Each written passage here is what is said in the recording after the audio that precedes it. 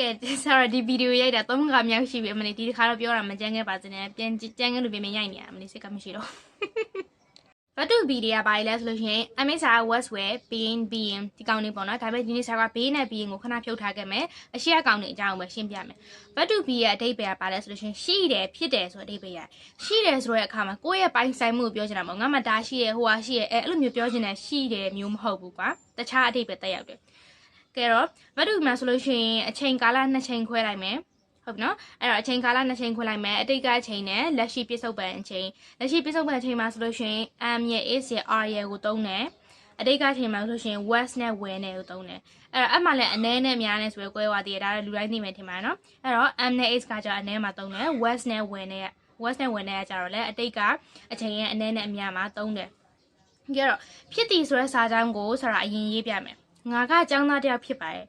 I am a student ငါကကျောင်းသားတယောက်ဖြစ်တယ် she is a student သူမကကျောင်းသားတယောက်ဖြစ်တယ်အဲ့တော့ဒီကောင်လေးကအနည်းကိုလက်ရှိပြည့်စုံပဲအချိန်အတွက်သုံးတာငါကကျောင်းသားတယောက်ဖြစ်ခဲ့ပါတယ်အခုချိန်မှာမဟုတ်နော်အရင်တော့ဖြစ်ခဲ့တာ I was a student she was a student they were student အဲ့လိုမျိုးဖြစ်သွားတယ်ပထမတစ်ခုအနေနဲ့ကဖြစ်တယ်ဆိုတဲ့နေရာမှာကိုကဘာဖြစ်တယ်သူကဘာဖြစ်တယ်အဟွာရဲ့ဘာဖြစ်တယ်ဒီရဲ့ဘာဖြစ်တယ်အဲ့လိုမျိုးဖြစ်တဲ့အကြောင်းကိုပြောချင်တဲ့အခါမှာဆိုတော့ဒီ verb to be ကိုသုံးလို့ရတယ်ပြီးရင်လှတယ်ဘာညာတရကာဆိုတဲ့အခါမှာသုံးလို့ရတယ် adjective နဲ့ verb to be ကို adjective လေးနဲ့တွဲပြီးသုံးလို့ရတယ် I am beautiful ငါကလှတယ် adjective ကို verb to be နဲ့တွဲလိုက်တဲ့အခါမှာအဓိပ္ပာယ်ကတော့ adjective ရဲ့တော့ကနေပြီးတော့တီဖြစ်သွားတယ်ငါလှတယ် I am beautiful လှပသွားနေပြီးတော့ငါကလှတယ်ငါကလှသည်အဲ့လိုမျိုးအဓိပ္ပာယ်ဖြစ်သွားတယ် adjective နဲ့တွဲပြီးတော့သုံးလို့ရတယ်နော်ဟုတ်ပြီဒါကကြာဖြစ်တယ်ရဲ့အပိုင်းနောက်တစ်ပိုင်းကဘာလဲဆိုလို့ရှိရင်ရှိတယ်ဆိုတော့အပိုင်းပေါ့နော်သူကဘလို့ရှိရလဲဆိုလို့ရှိရင်ငါအခုအိမ်သားထဲမှာရှိတယ်ငါအခုအိမ်သားထဲမှာသူဘယ်နေရာရောက်ကြောင်းဖော်ပြချင်တာ I am in the toilet ငါကအိမ်သားထဲမှာ wait a minute ခဏလောက်ဆောင်အဲ့တော့မနစ်ကနွေရာသီမှာငါကမ်းခြေမှာရှိခဲ့တယ် I was at the beach last summer မနစ်ကနွေရာသီမှာငါကမ်းခြေမှာရှိခဲ့တယ်အဲ့တော့ဗမာလို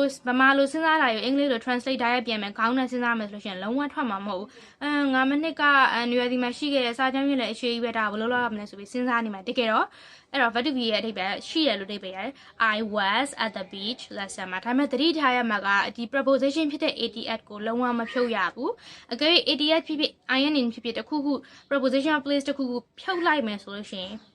ကြည့်လိုက် sentence ကဘယ်လိုဖြစ်သွားမလဲဆိုတော့ I was the beach ဖြစ်သွားမှာငါကကမ်းခြေဖြစ်ပါတယ်ဆိုပြီးဖြစ်သွားမှာကိုကကမ်းခြေဖြစ်သွားမှာအဲ့တော့ I am trying လဲဆိုလို့ရှိရင်လည်းငါကအိမ်သားဖြစ်ပါတယ်ကိုကအိမ်သားဖြစ်သွားမှာအဲ့တော့ preposition လေးသာထည့်လိုက်မယ်ဆိုလို့ရှိရင်ကိုဘယ်နေရာရောက်လဲဆိုတဲ့ပုံစံမျိုးဖြစ်သွားမှာအဲ့တော့ငါကအခုတော့အိမ်သားထဲမှာပါငါအခုတော့စားတော့ဆိုင်မှာပါငါအခုတော့အိမ်မှာပါဘယ်နေရာရောက် preposition လေးနဲ့တွဲပြီးသုံးပေးလို့ရှိရင်ကိုဘယ်နေရာရောက်တယ်ဆိုတာကိုဖော်ပြနေသလိုဖြစ်သွားတယ်အဲ့ verb to be ကဒီလိုသုံးတာပေါ့နော်ဒီကရှိတယ်ဖြစ်တယ်ဆိုတဲ့နေရာမှာသုံးပါတယ်